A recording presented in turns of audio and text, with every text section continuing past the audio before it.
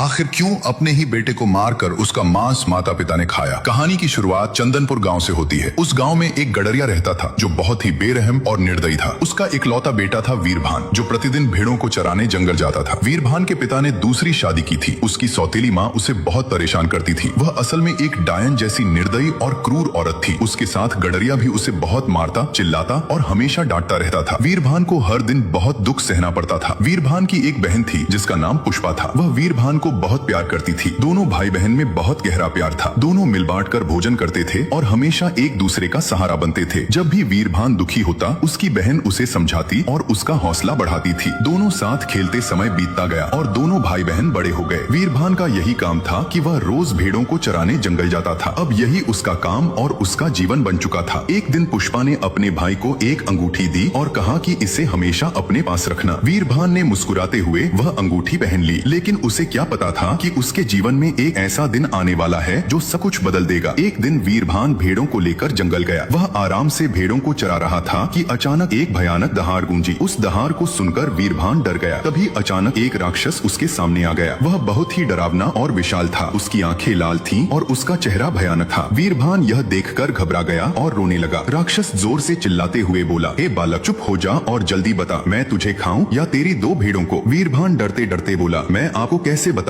मैं कल अपने माता पिता से पूछकर आपको बताऊंगा। राक्षस बोला, मुझसे चालाकी मत करना, कहीं ऐसा न हो कि तू कल आए ही न। वीरभान बोला, मैं वादा करता हूँ मैं जरूर आऊंगा और आपको जवाब दूंगा। ठीक है, जा। वीरभान अपनी भेड़ों के साथ घर लौटा। घर पहुँचते ही वह सबसे पहले अपने पिता के पास गया और जंगल में हुई सारी घटना बता दी। निर्दयी पिता ने गुस्से में कहा, सुन ले कान खोलकर, अगर मेरी एक भी भेड़ कम आई तो मैं तेरी गर्दन कटारी से काट दूंगा। अब आगे की कहानी के लिए अगला